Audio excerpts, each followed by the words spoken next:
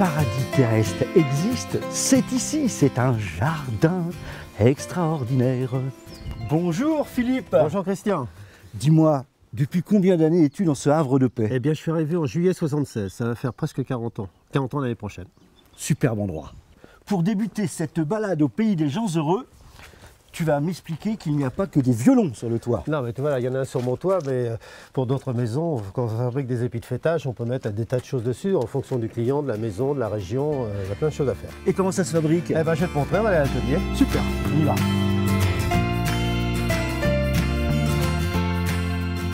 Partons du principe, Philippe, que toutes les choses ont une origine. À quoi ça sert un épi de fêtage? Ça sert à protéger un nœud de charpente. C'est un endroit où, alors on peut appeler des termes de charpentier, il y a le poinçon qui sort, du toit, et il y a les arbalètriers qui arrivent avec des tenons et des mortaises. Donc à chaque fois, il y a des petits trous dans le bois, puisqu'on rentre les tenons dans les mortaises du poinçon. Et s'il pleut, ben, l'eau peut pénétrer à l'intérieur des petites fentes, même si l'assemblage est assez précis, ça peut s'infiltrer et ça pourrit. Donc là, je suis en train de recoller des éléments que j'ai fait hier, parce qu'il fallait qu'ils durcissent un petit peu, pour pouvoir assembler l'épi de fêtage. L'épi de fêtage est toujours en terre cuite? Oh non, il peut y en avoir en plomb, en zinc, et en terre cuite, et en grès, parce que ça, ceux-là, ils sont en grès.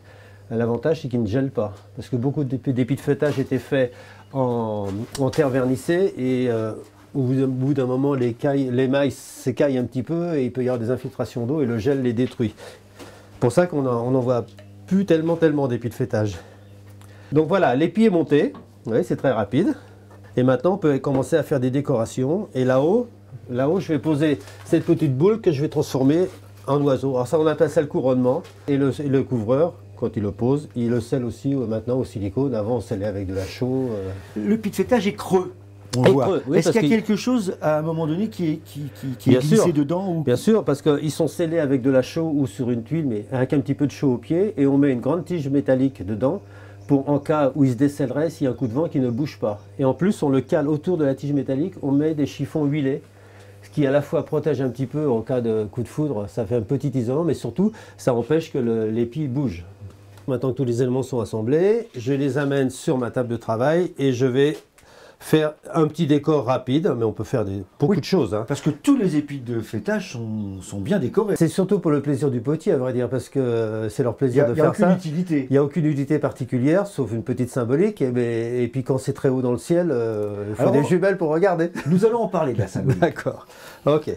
Donc là, je vais vous montrer, je ne vais pas le finir, je vais juste mettre quelques anses pour vous montrer le décor. Et puis après, je modèlerai un oiseau qui est le couronnement de l'épi de fêtage. Donc là, je prends ma bassine d'eau, je prends un petit peu de terre.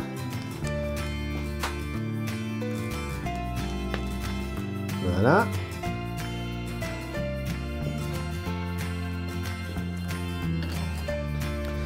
Je vais la couper en petits bouts. Je vais prendre un petit peu de barbotine, c'est de la terre très liquide qui sert à coller. Et puis je vais juste décorer avec des petites anses. Voilà.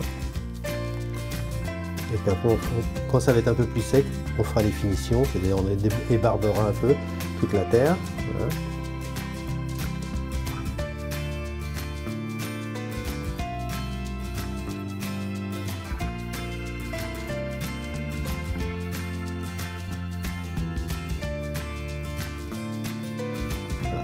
Et ensuite, ben, on fait le couronnement, donc je vais le mettre là-haut, et là je vais modeler rapidement un oiseau. Donc là, je vais mouiller un petit peu. Là je vais modeler la tête de l'oiseau. Je fais ça un peu rapidement. Sur certains épis de fêtage, en particulier sur en zinc, on voit quelquefois la partie vraiment la cime, c'est une girouette. Bien sûr. Parce que c'est plus facile certainement au niveau mécanique Oui, mais j'ai fabriqué un épi de fêtage en collaboration avec un ami forgeron en Normandie où il se termine par une boule, l'épi de fêtage, et un trou, et le forgeron a fait une coupole en cuivre qui s'est adaptée sur la boule. Et il y a une girouette au-dessus aussi. D'accord. À l'épi de baie à Combremer. Finalement, oui, ça peut être presque sans fin. Ah bah on peut tout faire. Oui. On va vraiment vers le ciel. Voilà. Si on veut résumer un peu la symbolique de l'épi de fêtage, c'est de la terre vers le ciel. Voilà. Oui, de la maison. Voilà, c'est le lien entre le ciel et la terre. C'est un peu comme les clochers d'église. Donc voilà, on forme un petit oiseau. Hein. Bon, évidemment, quand il va être un petit peu plus dur, hein, voilà, on peut lui rajouter des ailes ou ouvertes ou fermées, c'est comme on veut. Hein. Alors ça, c'est juste une esquisse, hein, évidemment. On arrangera ça après, parce que oui, ça bouge. Et puis, en finition, que je peux faire un petit peu tout de suite, c'est par exemple, voilà, l'œil, et puis arranger le bec. Alors évidemment, l'épithétage, une fois qu'il va être terminé, les décorations finies, un temps de séchage probablement de quelques heures à quelques jours. Ça dépend des saisons. Le potier n'est jamais content. En été, ça sèche trop vite. En hiver, ça sèche trop lentement. Voilà. Et de toute façon, il faut avoir en vue le moment où on va passer la pièce en cuisson. Voilà. Et il y aura 2 cuissons, toujours. 2 cuissons. Voilà. Il y aura une cuisson de biscuit, c'est-à-dire à 1000 degrés, ou de dégourdi, pour fixer la terre. C'est-à-dire que la terre, après, ne peut plus revenir à l'état de barbotine. Elle est solide. Donc je peux émailler comme je veux, mettre beaucoup d'eau, pas de problème. On dit dans les us et traditions populaires que les épithétages sont faits pour capter les énergies cosmiques. Cosmiques et parfois comiques, parce que des fois on met des couronnements avec des choses comiques au-dessus, des Bacchus, des scènes rigolotes, etc. Ça dépend du propriétaire. Tout à fait, puisque en fonction des régions, on n'a pas toujours les mêmes formes ni les mêmes décorations. Non. Non, bien sûr, parce que en même temps, ça reste toujours un petit peu la même chose, parce qu'ils sont faits autour. Donc, on ne peut pas faire des milliers de formes autour, mais les assemblages sont surtout la décoration. L'aisance et la décoration, et les couleurs. On trouve les épis dans toutes les régions? On trouve dans quasiment toutes les régions. Ouais, principalement dans la région du centre. Il en a été fait beaucoup en Normandie aussi, avec la Tuilerie de Bavent, au moment des constructions de toutes les villas des bains de mer au début du XXe siècle. Donc, il y a une usine qui a fabriqué beaucoup d'épis. C'est vrai qu'on voyait beaucoup de. Il y en a énormément. On en voit en Auvergne beaucoup, on en voit en Bretagne, on en voit à peu près dans toutes les régions de France. Alors la pièce est terminée, mais l'aboutissement n'est pas complet. On va voir tout de suite la suite. Philippe, on ne pouvait pas terminer ce film sur les épithétages sans venir ici, au château de Chéronne. C'est clair, parce que voilà, l'aboutissement du travail, là-haut sur le toit, oui, ils sont là-haut, vous les voyez bien, là, il y en a 3, on en voit 3. Un avec un héron qui mange les poissons de l'étang bientôt. Et puis il y a un cavalier, les armes des anciens propriétaires du château.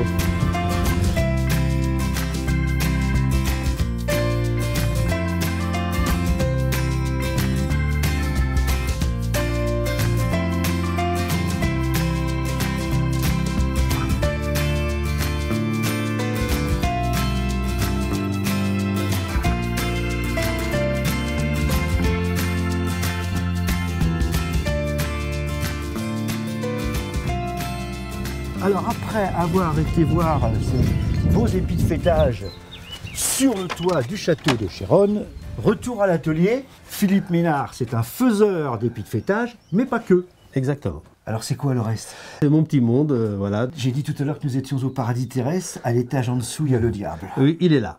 Le diable est là. Voilà. Alors les sources d'inspiration? Les sources d'inspiration, c'est la nature, c'est le rêve, c'est le cirque. Moi, mon travail, c'est... j'essaie d'être un artiste qui donne du plaisir aux gens. Moi, mon grand plaisir, c'est que les gens sourient et l'air content de voir ça, que ça leur rappelle des choses, ça les pousse au rêve, comme moi, ça me pousse au rêve. Mais j'aurais tendance à dire que tu es un passeur de tradition. Oui, aussi. J'ai voulu rester. Voilà, j'avais le choix soit d'être un artiste très contemporain, comme j'ai construit ma maison. J'avais le choix de construire une maison parce que je suis architecte au départ, ou de construire une maison contemporaine ou une traditionnelle. Bon, je suis resté dans la tradition parce que je trouve que j'ai beaucoup d'expressions, beaucoup plus de facilité, beaucoup plus de sujets. Et puis, je pense que tu as eu raison. Et je trouve aussi que les contacts, moi ce qui m'intéresse, c'est que c'est notre seul contact avec les gens et le public, c'est notre travail. Et moi, avec ce travail-là, j'ai un très bon contact avec les gens. Et ça leur fait parler, ça leur rappelle des souvenirs, le cirque, les animaux, le diable, tout ça, la musique. Oui, il y a beaucoup de musiciens. Beaucoup de musiciens, les joueurs de limonée. Voilà. On est vraiment dans le souvenir de la tradition. Voilà, de la tradition et de beaucoup d'humanité. Moi, ce qui m'intéresse, c'est l'humanité. Question technique. Moi, j'estime qu'il n'y a pas de secret. secret. On voit les pièces donc cuites et les couleurs, bien sûr, ressortir sur ces pièces. C'est donc émaillé. Émaillé. Maintenant, je voudrais que tu me dises sous quelle forme est l'émail au départ quand tu la L'émail, déposes. c'est une poudre, c'est des émaux que je fabrique moi-même. C'est une poudre qui est diluée dans l'eau et qu'on passe au pinceau. Effectivement, ça n'a pas du tout cet aspect-là. Hein. C'est un aspect très pâle et très pastel. Par exemple, voilà, ça c'est un jaune, un rouge. Hein. D'accord. Le Et donc c'est bleu. avec de l'eau. Avec de l'eau, c'est dilué parce que là c'est sec, mais normalement je dilue avec de l'eau. Et au pinceau, comme du coloriage d'enfant. Tu viens. Voilà, je viens, les petits ronds rouges, les petits carreaux, les petites rayures. Et à la cuisson, ça va donc ressortir. Ah, le ça va- feu fait fondre, c'est des roches broyées les émaux, hein. C'est des feldspaths, Oui. des kaolins avec des colorants ou des oxydes métalliques pour donner la couleur et qui se développent, qui fondent comme un verre. D'accord. Continue à me parler de fabrication. Voilà, donc ce que je disais tout à l'heure, c'est que ce qui m'intéressait, c'est l'humanité, c'est surtout d'un rapport direct avec les gens. Donc ce que n'ont pas toujours les artistes contemporains qui font des fois des choses un petit peu compliquées. Ce qui m'intéressait aussi, c'est d'améliorer l'utilitaire, tout en la tradition. Hein. C'est-à-dire que ça, par exemple, ce sont des théières à l'origine, donc la pièce est d'abord tournée, et je les transforme en animaux pour que ce soit plus rigolo sur la table. Le cochon théière. Le cochon théière sartoise, ça s'appelle d'ailleurs. Voilà. Avec la queue en tire-bouchon. En tire-bouchon. Bien entendu.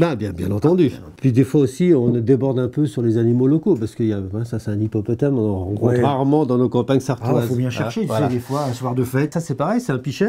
Alors Hein, si on ouais, le voit de face, ouais. on n'imagine pas que c'est un pichet. Voilà, Il c'est faut un vraiment pichet. le tourner Voilà. pour bien comprendre qu'on peut mettre de l'eau et bien sûr on peut verser. Et il verse par la bouche. Par le petit- Je fais aussi des personnages. Et ça porte un nom traditionnel. Les personnages, ça s'appelle des pichets Jaco. Et les femmes, c'est des Jacqueline. Je vais vous avouer un secret, parce que tous ces personnages-là te parlent la nuit, Philippe. Ils ne me parlent pas à moi, parce que je ne les entends pas, mais je suis bien sûr que c'est une sacrée sarabande la nuit dans mon atelier. Ces pièces, une fois qu'elles sont terminées, ce sont des commandes, c'est des clients, tu les exposes, comment ça se passe? Pour les épis de fêtage, c'est souvent des commandes. Hein. Ceux qui sont là, c'est des exemples un petit peu. Ça permet de discuter avec le client pour savoir quel genre d'épi il veut, avec des anses, sans anses, des godrons, pas de godrons. Mais les autres, non, c'est le fruit total de mon imagination, comme je réveille le matin. Voilà. Bon. Tu en as déjà fait pas mal dans ta vie quand même. Oui, hein, oui, donc, je pense que depuis 38 ans, 40 ans, il y en a quelques-uns. Et les artistes, on dit toujours que c'est les 75 premières années les plus difficiles. Oui, Donc moi, j'ai exactement, encore une dizaine d'années avant que ça marche vraiment bien. Mais le cochon étant ton animal fétiche, Voilà. et il doit te porter bonheur, Absolument. obligatoirement. Absolument. Tout est bon dans le cochon, c'est bien connu. Merci Philippe de cette belle rencontre et continue à être heureux, c'est le plus beau métier du monde. Absolument. Et j'essaie de rendre les autres heureux aussi.